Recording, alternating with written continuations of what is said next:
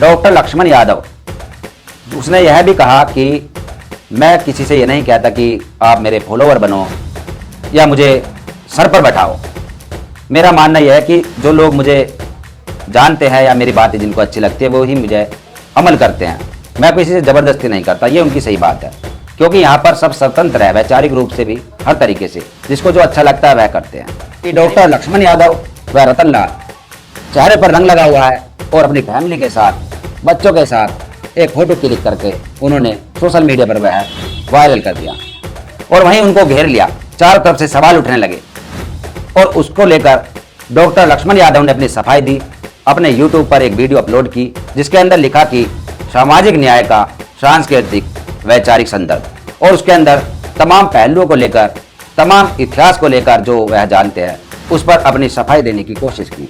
और जहाँ तक की बात है, हम उसके समर्थक हैं, समर्थन करते हैं, क्योंकि उससे कुछ बातें हमने जो ली, जो बारीकी की बातें हैं, जो जमीनी स्तर की बातें हैं, जो धरातल पर है, यानी कि जो बच्चों के साथ उन्होंने पोस्ट वायरल की, फोटो क्लिक किया, उसको देखते हुए हमने देखा कि जो बच्चे जो उस माहौल में बड़े होते हैं, जैसे कि हम भी हुए, और उन बच्चों को समझाना, उन बच्चों को मनाना बहुत मुश्किल हो जाता है। यानी बच्चे जो होते हैं वह दूसरे बच्चे को देखकर, समाज की गतिविधि देखकर जिद कर बैठते हैं और उन बच्चों को छूट देनी पड़ जाती है कि बच्चों को छोटी सी पिचकारी लाकर दे दो, क्योंकि जो जंजाल है इतना बड़ा, जो ये पाखंडवाद है, इससे मुक्त होना इतना आसान नहीं है। और वहीं महिलाओं की बात रही, महिलाओं को भी एक तरीके से समझाया जाता है, वह भी धीरे धीरे ही इससे निकलती है, ये हमने देखा। यानी डॉक्टर लक्ष्मण यादव का हम यहाँ समर्थन करते हैं कि बच्चों के साथ उन्होंने जो फोटो लिए, रंग गुलाल लगाया, कोई ज़्यादा बड़ी बात नहीं, क्योंकि वैचारिक जो क्रांति है वो विचार से उत्पन्न होती है और लोहे की काट लोहा होता है। कहते हैं कि नसीहत उसको देनी चाहिए जो खुद अमल करते हो, वरना फजीयत होती है।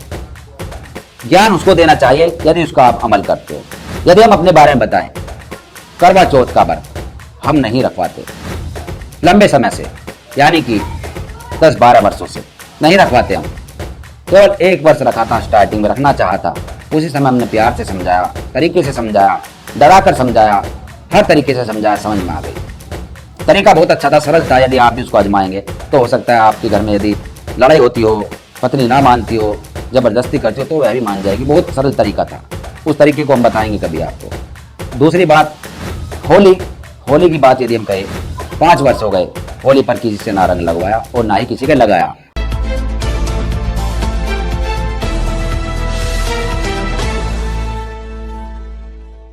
नमस्कार, जय भीम, मैं उमेश करुणा और आप देख रहे बहुजन हलचल। अभी हाल फिलहाल में होली के दिन एक पोस्ट बहुत तेजी से वायरल हुई, जिसके अंदर दिल्ली विश्वविद्यालय के प्रोफेसर डॉक्टर लक्ष्मण यादव दिखाई दिए। यानी वह होली खेलते नजर आए फोटो के अंदर, जिसमें वह अपनी फैमिली के साथ, बच्चों के साथ, चेहरे पर रंग लगा हुआ दिखाई दे रहा है। और वहीं तमाम सोशल मीडिया के प्लेटफॉर्म पर, यानी फेसबुक, ट्विटर व यूट्यूब पर उससे जुड़ी हुई हलचल मची खबरें दिखाई दी। यानी सभी ने, जिन्होंने वह पोस्ट इस्तेमाल की, पोस्ट डाली, तो अपने अपनी वैचारिक बातें रखी और डॉक्टर लक्ष्मण यादव को घेरते हुए दिखाई दिया। और वहीं डॉक्टर लक्ष्मण यादव ने भी अपने यूट्यूब हैंडल से एक अपनी सफाई देनी चाहिए, यानी कि उन्होंने उस चीज़ का जो उनके ऊपर सवाल उठ रहे थे उसका समाधान किया और टाइटल रखा कि सामाजिक न्याय का सांस्कृतिक वैचारिक संदर्भ। यानी कि उन्होंने कहा कि जो मुझे घेरा जा रहा है, मेरे ऊपर सवाल खड़े किए जा रहे हैं और तरह तरह की गालियों से मुझे नवाजा जा रहा है, और किसी ने हिम्मत नहीं की कि मुझसे कोई सवाल करे डायरेक्ट फ़ोन पर या किसी भी तरीके से। बस अनाप शनाप अपनी अपनी सब ने जो ज्ञान है, अपना अपना ज्ञान सोशल मीडिया के जरिए लोगों तक पहुंचाया। यानी इससे एक बात साफ साफ जाहिर होती है, जो हमारा अपना मत है, अपना अनुमान है, कि आज समाज के अंदर जो ये मिशन की बात करते हैं, जो बहुजन समाज को जोड़ने की बात की जाती है, और वहीं दूसरी तरफ एक दूसरे की टांग खींचते हुए दिखाई देते हैं। सब एक दूसरे के ऊपर अपने अपने विचार थोपना चाहते हैं। यानी कि यदि कोई सवाल खड़ा करता है तो उसको किस तरीके से बचा जा सके, कैसे उसका समाधान किया जा सके, उसका भी उपाय खोज लेते हैं। लक्ष्मण यादव ने बताया कि जो सांस्कृतिक विरासत है, जो तीज त्यौहार है, कि इनको किस तरीके से मनाया जाना चाहिए और इनके बिना कुछ नहीं है। यानी उन्होंने कहा कि जो प्राचीन काल में आदिवासी थे या आज का ओबीसी समाज, वह सब सांस्कृतिक ये तीज त्यौहार मनाते थे। उनका ढंग कोई और तरह से था। यानी जब होली है, रंगों का त्यौहार है, उस समय फुलवाड़ियाँ होती थी और जब एक मौसम बदलता था, फसलें काटी जाती थी तो लोग खुशी मनाते थे और एक दूसरे के ऊपर फूल डालते थे, यानी रंग बिरंगे फूल। और आज टेक्नोलॉजी इतनी बढ़ गई कि रंग भी बन गए तो उसको और तरीके से मनाया जाने लगा।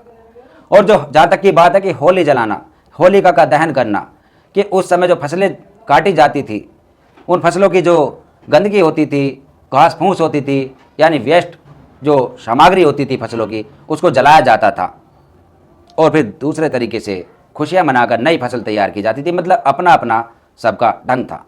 और उस चीज़ को देखते हुए जो हमारा अपना अनुमान है कि तीज त्यौहार, इनसे समाज कहीं भी दूर नहीं हटा।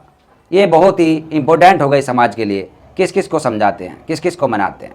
यानी हम अपनी बताए पर्सनल, तो हमने कोई रंग नहीं लगाया और ना ही किसी से लगवाया। लेकिन अफसोस ये हुआ कि कुछ हमारे जो चाहने वाले थे वह रिक्वेस्ट कर रहे थे रंग लगाने के लिए, लेकिन हमने हाथ जोड़कर उनको समझाया।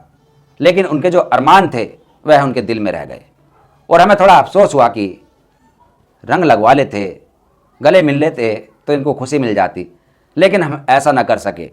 लगभग 5 साल से हम होली से, रंग से बच रहे हैं, काफ़ी बच रहे हैं। और इस चीज़ से हमें मतलब काफ़ी अपनी वैचारिक जो हमारी स्वतंत्रता है उसे आज़ादी मिलती है। और उस चीज़ को देखते हमें ये भी नहीं लग रहा कि ये गलत हो रहा है। बस एक अफसोस होता है कभी कभी कि हमारे जो आसपास का माहौल है, जो कि इससे बाहर निकलना नहीं चाहता, इस रंग में ढला हुआ है, तो उसके साथ हम अन्याय कर रहे हैं।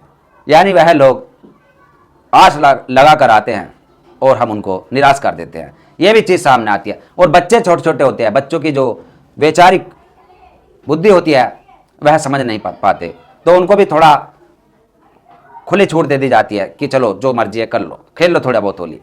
क्यों? क्योंकि बच्चे निराश हो जाते हैं, क्योंकि माहौल इस तरीके का है। दूसरों को देखकर वह फिर हमें कोसते हैं। छोटे बच्चे हैं, 5 साल के, 6 साल के, 7 साल के, पिचकारी दे दी जाती है कि खेल लो होली, कि जैसे इनको समझ पड़ेगी, बड़े होंगे तो इनको धीरे धीरे समझ में आ जाएगा और तब एक बहुत अच्छा सरल समय होगा कि इनको इससे हटा दिया जाएगा। यानी कि एक उम्र होती है, उस उम्र में ज़्यादा बच्चे के ऊपर प्रेशर डालना भी गलत है।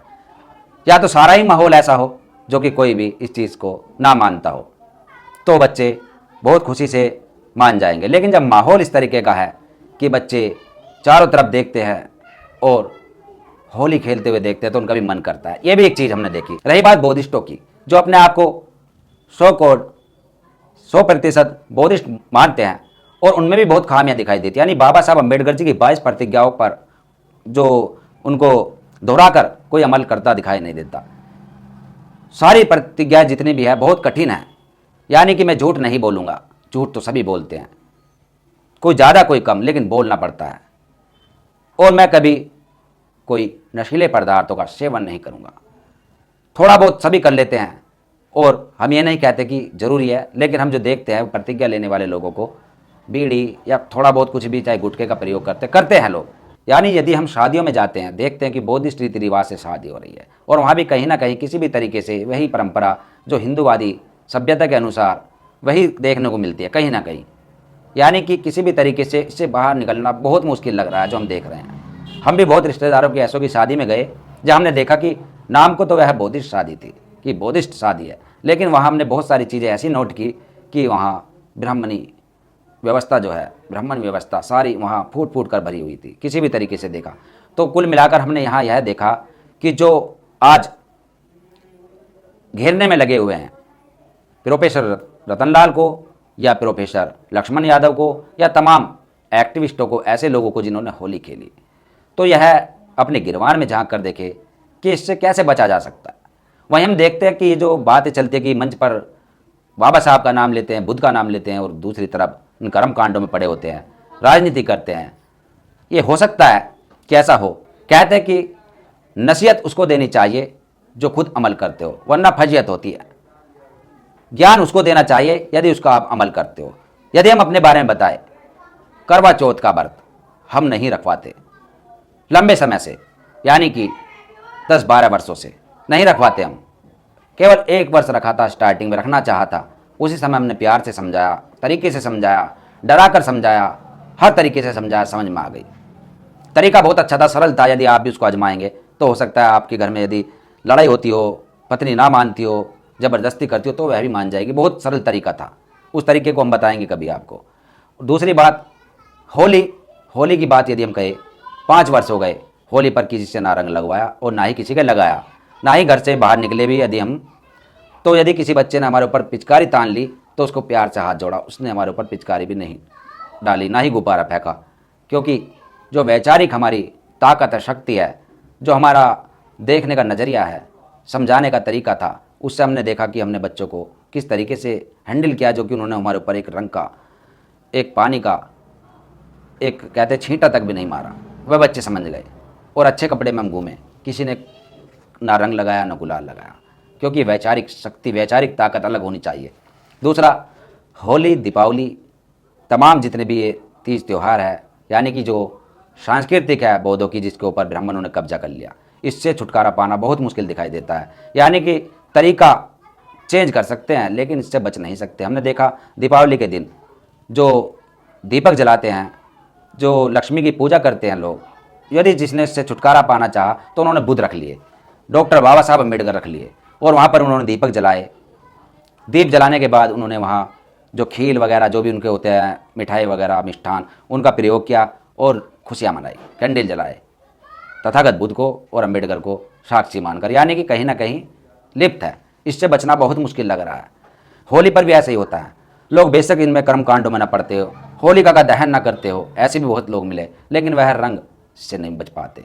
हमें कभी कभी अफसोस ये होता है अपने आप पर कि शायद हम कुछ गलत तो नहीं कर रहे। लोगों की जो अपनी अपनी वैचारिक, अपनी अपनी समझ है, लोगों की आस होती है, अरमान होते हैं, वे हमारे पास आते हैं रंग लगाने, खुशी मनाने, गले मिलने, जो कि उनकी परंपरा है, सभ्यता है, जो नहीं निकल पा रहे, और हम उससे हाथ जोड़ लेते हैं, पीछे हट जाते हैं।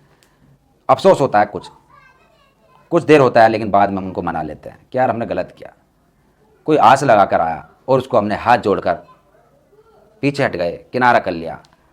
इस चीज़ को देखते हुए हमें लगता है कि ये चीज़ें समय लगेगा, लेकिन लोहे की काट लोहा है, तरीका बदलना पड़ेगा। और तरीके के बिना कहाँ तक कितना मेहनत कर लो, कितने भी संगठन बना लो, कितने भी आप सम्मेलन कर लो, लेकिन बाद में घूम फिर कर वहीं आ जाते हैं सब लोग। और इस बात को हमने देखा, परखा, जाना, तब हमने अपनी ये बातें रखी। और इस पर ये हमारे व्यक्तिगत विचार थे। यदि आपका कोई सुझाव है तो कमेंट्स बॉक्स में ज़रूर दें और देखते रहिए बहुजन हलचल। यदि चैनल को सब्सक्राइब नहीं किया तो सब्सक्राइब करें और फिर मिलेंगे एक नई खबर के साथ। तब तक के लिए जय भीम, जय भारत, धन्यवाद। अगर आप चाहते हैं गरीब हर वंचित इंसान की आवाज आप तक पहुंचे तो हमारे चैनल को सब्सक्राइब करें और बेल आइकन का बटन दबाना ना भूलें। देखते रहिए बहुजन हलचल न्यूज।